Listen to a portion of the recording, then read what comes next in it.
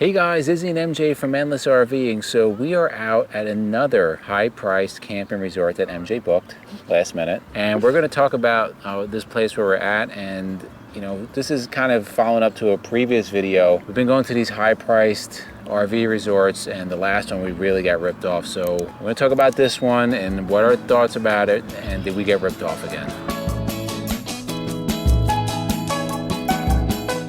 So it's always my fault, right?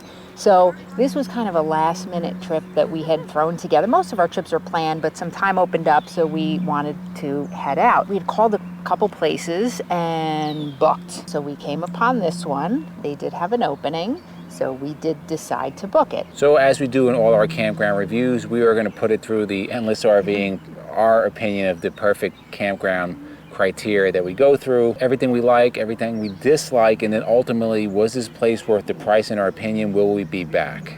Guys, at the end, we're gonna share something that this campground has that I can pretty much guarantee no other campground anywhere has.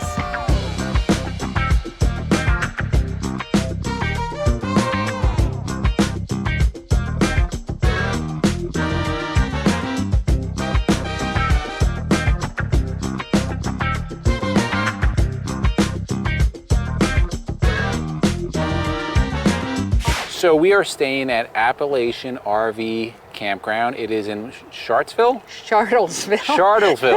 Shartlesville, PA, not far from Hamburg, pretty close to Allentown and, you know, the major attractions there, Bethlehem, right off of I-78. This is part of the 1,000 Trails system. So if you're a 1,000 Trails member, if you have the Encore, you certainly can stay here for a much discounted rate. Okay, so let's start with our must-haves. The first thing is going to be the location. Now, this was really good to where we're going to be at. We stopped at Cabela's the night before. We had planned that out. We went to something close by because we had an agenda for the weekend. But the location, whether we're going to stay where we were or if you're traveling, it is literally 30 seconds off of Route 78 West, which is a major highway, you know, going west. We take that for many different reasons and trips. Right, so if you're traveling somewhere and you need a quick place to stop, it's literally right there. And the good thing is about a lot of times when you see these campgrounds that are right off the highway, it just looks like a parking lot. That is not the case here. We're going to move on to the second thing is going to be the site size and getting in and out. The site sizes are big. So we have plenty of room for our 37-foot motorhome along with our tow vehicle and probably another tow vehicle and maybe even a van after that. There was plenty of space. Access getting in and out, plenty of space. Big rigs here, big fifth wheels, no problems. So now the length is good. In terms of width though, where we're at, where we are, yes. You're literally sitting on your neighbor's site pretty much, right? So we had saw some that people had their slides open and they were right on top of the person next to them. So lengthwise, awesome. Widthwise, it leaves a little to be desired. All right, so the next must-have is full hookups.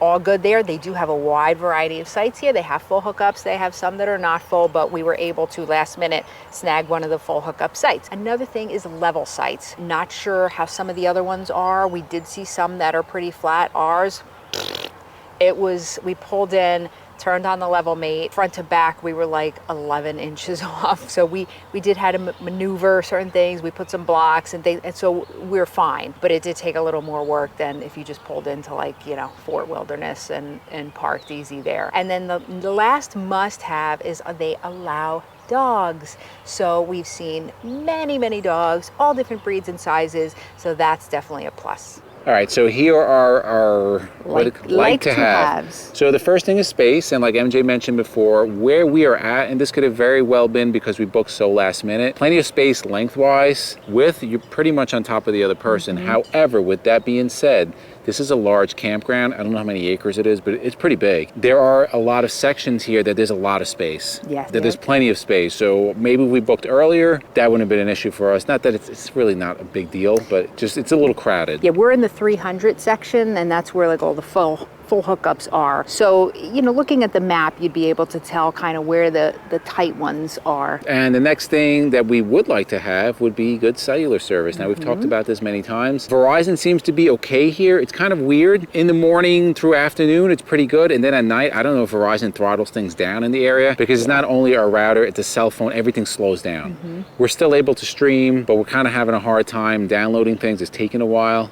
Listen, not a deal breaker. That doesn't matter to you, then it's not a big deal. For us, internet's kind of important, but again, we're still functional. But before we move any further, we'd like to thank the sponsor of this video, and it is the Bug Off Pads, aka the Love Bug Eraser. Now, it is that time of year when you're driving down the road, the bugs are everywhere. This has made our life so much easier. You just dip it in soapy water, move up and down, and it takes the bugs off magically. Now, you can get one of these kits. Kit we have in our hand, it's under 50 bucks. It comes with the pads, you have the extension pole adapter, and 3 pads in a bag. So if you're looking to make your life so much easier getting those bugs off, look no further than the Love Bug Eraser. All the links will be below in the description. So the next like to have is not a lot of overhang, and that checks the box here. They do a nice job of keeping things trim, and you know, Izzy's happy. There's nothing falling on the roof that he has to clean off. Of course, he'll go up there and clean anyway. That is really nice. And the next like to have is a dog park. They do not have that, which I'm actually surprised, because they have a lot of other things, and they have the space for one. So maybe we'll recommend we'll see if they any plans to do so. But yes, there is not a lot of running room for dogs. Plenty of walking trails to take them around. So now let's get to our bonuses. Now, on the previous video that we talked about, we'll link it above, how we didn't really mind spending the money. It was that we were paying resort prices for nothing, really. Yeah. So this is an RV resort, and it comes with a cost, and for that we expect certain amenities, which MJ is going to talk about. What do they have? Right, so the list is a mile long, so I'm just going to read. So they have basketball, which you may hear bouncing behind us right now. They have volleyball, they have horseshoes, they have mini golf. We're actually sitting, if you turn right here, there's a mini golf course right behind us. They have a fishing pond, and it's quite large too. It's really nice. It's stocked. It's stocked, and it's beautifully laid out. Like, there's benches around. It's really, you can walk around it. It's really, really nice. They do have a baseball field. They have cornhole. They have a playground for the kids, which is great.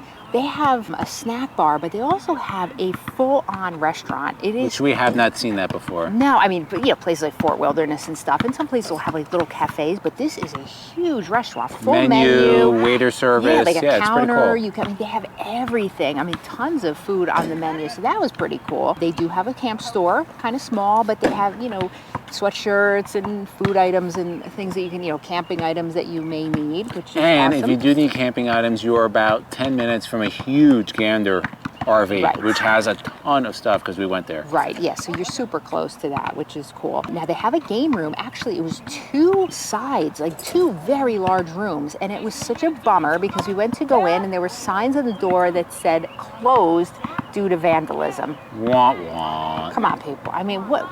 Isn't that sad? Like, they had so much stuff in there, pool tables and video games and air hockey and everything, which I always beat Izzy at. Okay. So now you know the truth. Anyway, so that's closed. I don't know how long it's been closed, how long it's going to be closed, but whatever. They have a frog pond. This morning, we were actually working out on the field, and they had a food truck going by, just driving around the campground. I guess if you wanted to get breakfast foods or whatever, so they, kind of door to door almost, which is pretty neat. Tons of activities. We are here on Father's Day. What are some of the activities? So they had a horseshoe tournament. They're going to have a comedian later. They have a golf cart, contest. There's just a list of stuff going on. Yeah, always. They had bingo too, right? They had Father's Day bingo. Yeah, last night they had bingo, so that's cool. Again, you're really getting what you pay for. Again, this is more of, if you are the minimalist camper, this ain't for you. No. If you have kids, if you like the activities and the amenities, there's a lot going on here. Laundry, they have a laundry room. The bathhouses, we actually used that because Izzy fixed something in the bathroom last night. I took the time to reseal our the liner of the shower. Right, so we wanted to dry. So we used the bathhouses. Great, all individual, like little rooms, right? With a toilet and a shower, so that was And there's cool. a lot of them. They're all over the Yeah, campground. Yeah, and good water pressure there too. They have a nice sized pool. They have a kiddie pool.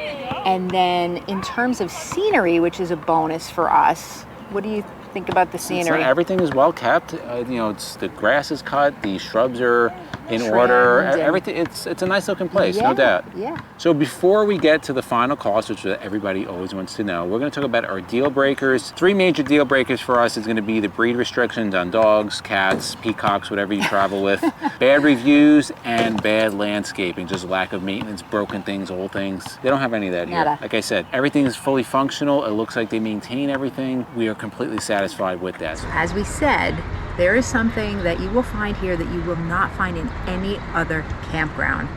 They have a library. A library. Also known in the common world as a library. All kidding aside.